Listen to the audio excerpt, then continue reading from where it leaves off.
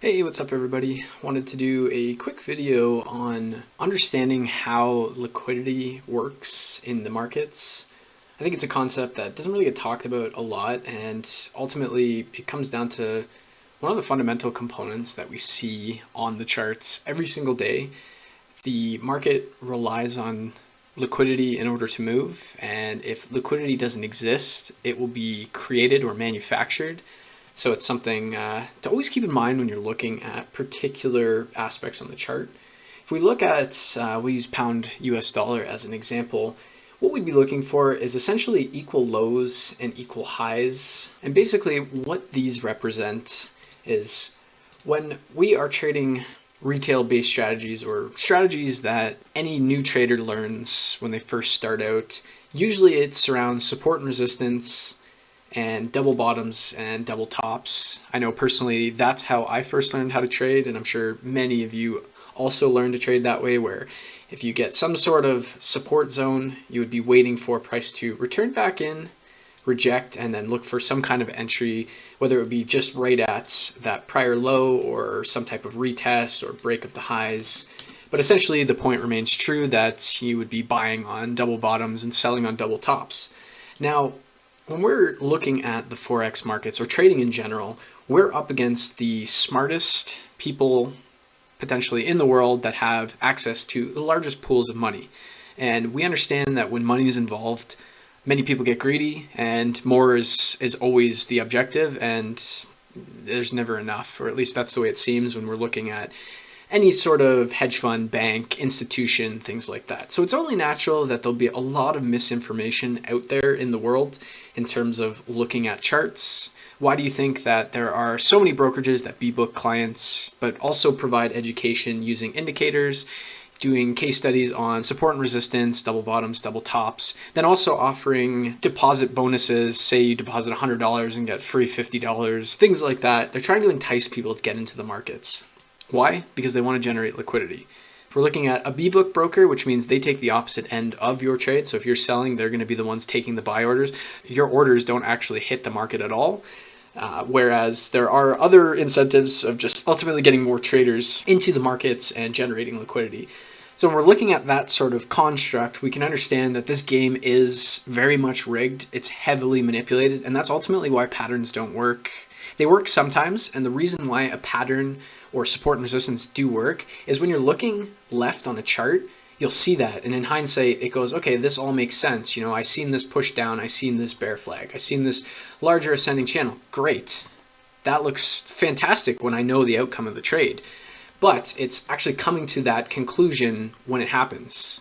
That's not ultimately the easiest way of doing things, and ultimately that's where the manipulation begins.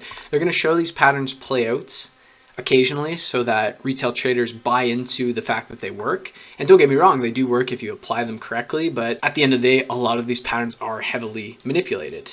So if we get back to the concept of equal highs and equal lows, what we can see is price is moving to the upside. There is no real question about that. We see this large impulsive move to the upside followed by another impulsive move to the upside. Then we see price consolidating. We've created equal lows. So a lot of retail traders would be looking for buy entries. They'd be buying up here with a stop loss just below. They may have bought just down here because if we look even within that range, we have equal lows. So putting buy orders with maybe a stop loss just below and targeting to flip their $100 account into $1 million in a week or less. But when we see this, a lot of people get excited and they think, oh, this trade's running really great. We can see that price has pushed away if they took entries here. You know, they're wanting to back up their Brinks truck because soon they're going to be able to fly a private jet to an island and live the Forex lifestyle.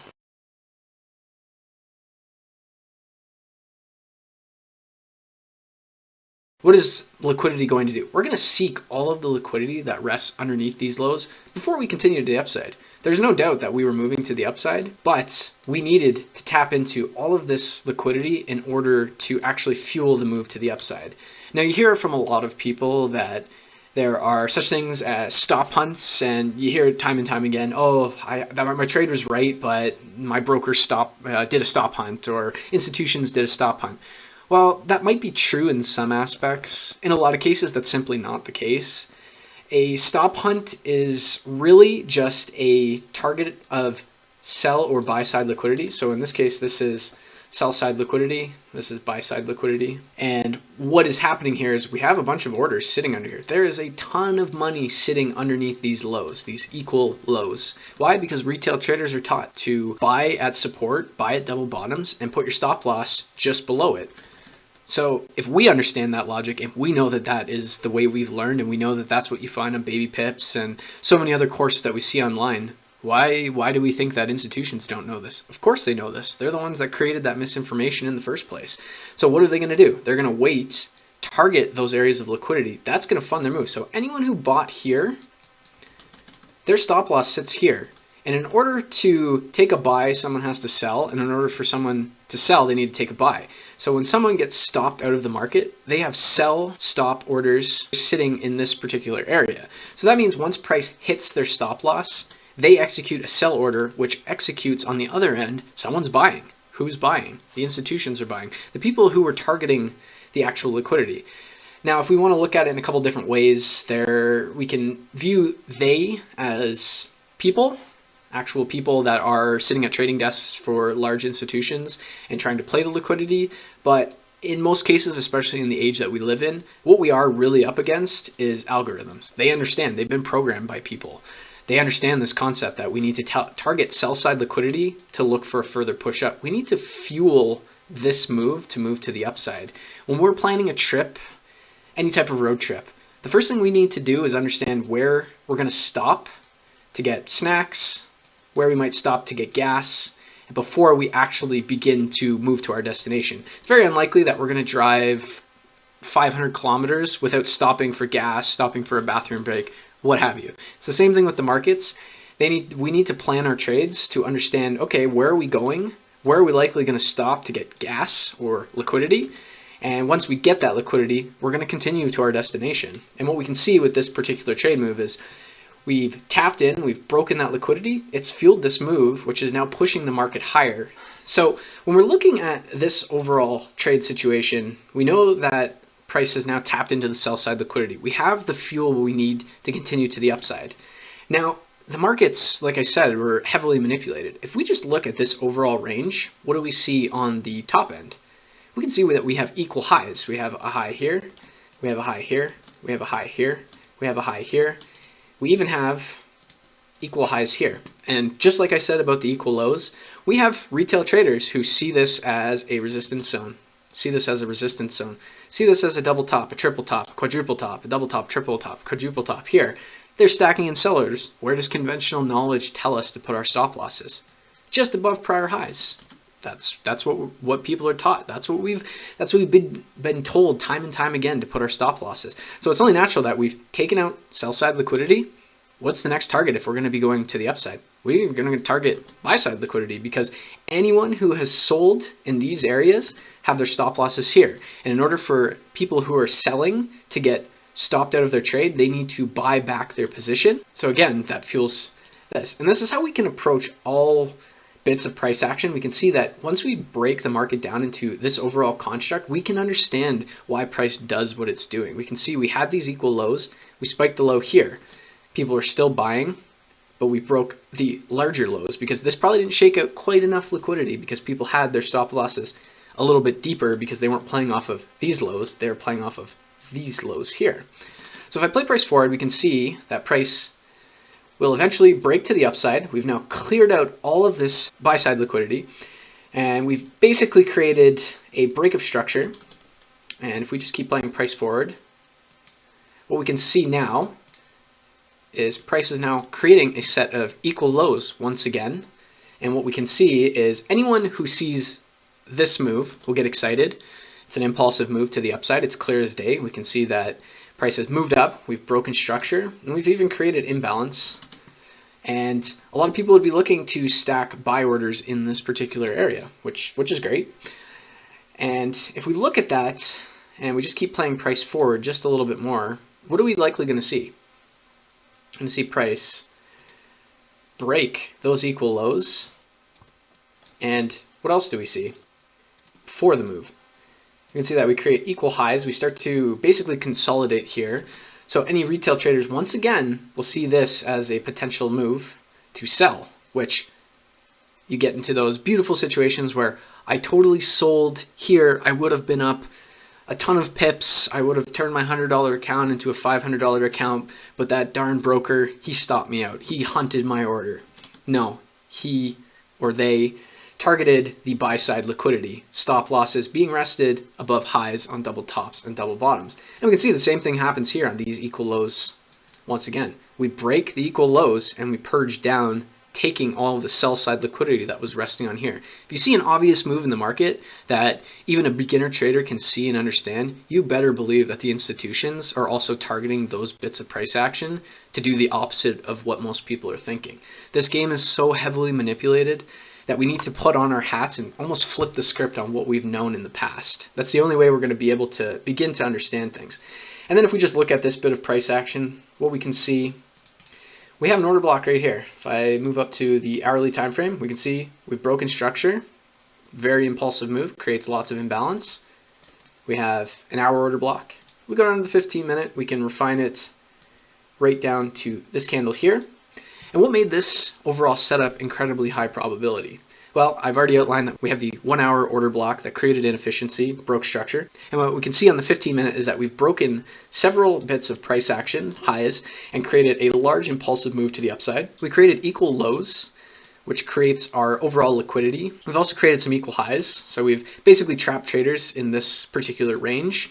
We've come down impulsively in this case, which is also another interesting thing, because when you see this sort of framework where you get liquidity trapped, we have sell side liquidity and buy side liquidity that both get taken out on either end, and we see a large move to the downside. Anyone who sold right here and got stopped out is going to see this impulsive move and immediately get the fear of missing out and is going to want to try to get back in the trade. They might sell in this pullback that is a break and retest. Yeah, they might, if they're smart, take some profits here, which gives them a little bit of a win.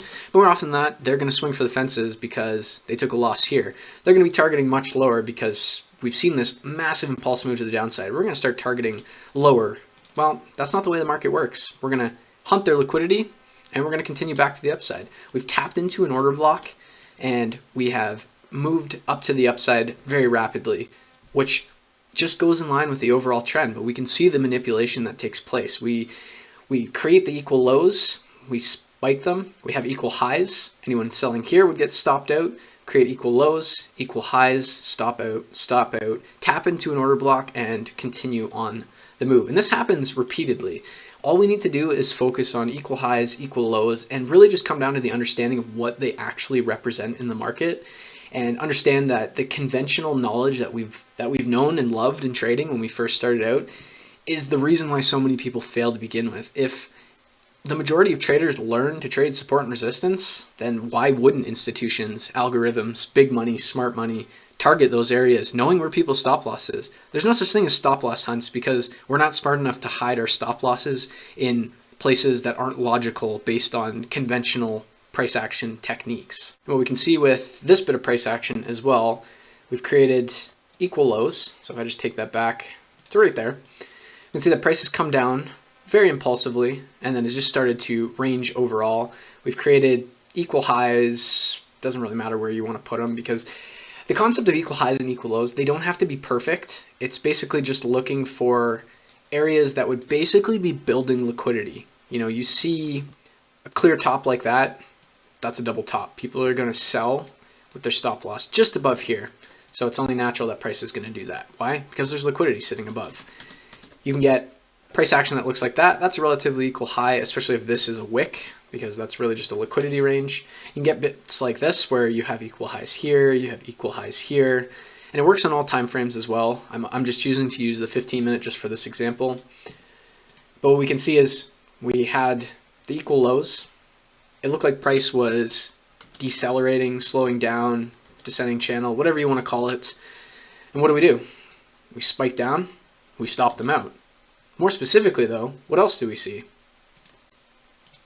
An order block. And what makes this order block significant? It's broken structure, it's broken impulsively, it's continued. Look at this large impulse, it's created lots of imbalance. We have equal lows that print before it. Price then spikes basically targeting that sell side liquidity, taps into the order block, and what does it do? It continues moving to the upside. And if we just look at price action, what's happening right now? Equal lows, equal highs. And that's where we currently are in the market. So now it's up to us to understand, what is the next play? Are they going to target buy side liquidity first? Or are they going to target sell side liquidity? We don't know for sure, but using this framework, if we're in this long down here, we're not going to want to manage our trades just below these lows. Why? Because then we're just going to be targeting all of the sell side liquidity that sits right here to make this move continue down. Whereas if we start to impulse up, we break structure, we've cleared out any buy side liquidity that rests up here. We could then break down, clear out all the sell side liquidity that sits down here, and then continue the move. And it's all a matter of looking at price in a slightly different context, understanding where is liquidity resting. That's the biggest question that I want you to begin asking yourselves, and it's something that we're going to dig deep into a lot more. The reason we've structured the course in the way that we have is to get your minds thinking about market structure, to get your minds thinking about order blocks. And now let's take it a little bit further and start really dissecting price action in the way of manipulation and liquidity, and understanding what smart money, institutions, algorithms, whatever you want to call them, are actually doing in these markets. Because once you start to begin to understand those sort of concepts, your trading is going to change dramatically. So if we take the lessons, if I'm just going to summarize what I'm saying here into, I'll just draw it with the brush tool. So ideally what we're looking for when we're framing up a trade, and we can plot this to looking for high probability order blocks, things like that. So say we see price is moving in an uptrend, and we've been able to identify a potential order block. Everything looks good. We've broken structure. We have bits of imbalance along the way as we move to the upside. We've broken this high, which has validated this order block. So based on everything that we know, we would be looking for price to come back down, tap in, and move to the upside. But let's take that one step further. We already know that we have a higher probability order block. It would be even higher probability if, say this is the 1 hour, that this was also resting within a 4-hour order block, the daily's bullish, all of these little things. But when we're looking at price coming back down to the order block, if we start to see things like this, where we basically get this sort of consolidation, we get equal lows and equal highs, we just wait, and ideally we could see a tap down in and then a break to the upside. This is what we would call a very high probability order block setup. And why? Because we have all of the criteria that we've met when looking through the order block content. We have a break of structure. We have a rapid move in price that breaks that structure, that creates imbalance. Of course, in this example, you don't see it creating imbalance, so we'll just have to imagine it with my amazingly drawn line here. But what we can see is then price moves back down, it consolidates, creating equal lows and equal highs. So we're trapping traders on either side, people who are thinking that this is a sell, and people who are on the overall buy idea, because we can see that the trend is up. When they are buying, they would be placing their stop losses more than likely within this point here. And what we do is we break down and tap into the sell side liquidity, which also happens to tap into our order block, which makes it incredibly high probability, because not only do we have an order block, but we have additional liquidity being generated from the sell side liquidity. So I hope this has been a useful example on understanding the manipulation and liquidity concepts that rest within the markets, and providing a larger framework to look at when you're looking for high probability order blocks and how to best approach them. Now, what I urge you to do is to jump on the charts and start looking at equal highs, equal lows, and apply your knowledge that you've learned about double tops, double bottoms, support and resistance. But think of it in this context of,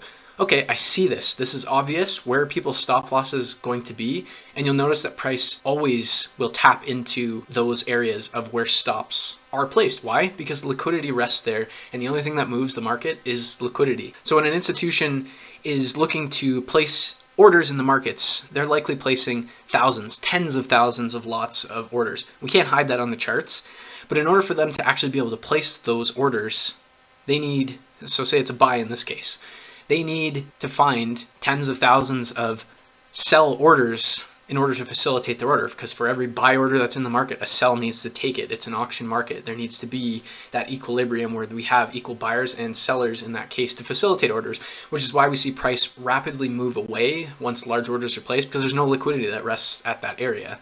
You might have a ton of buyers, but you don't have any sellers, for instance. So when you see that, that is ultimately why the charts move.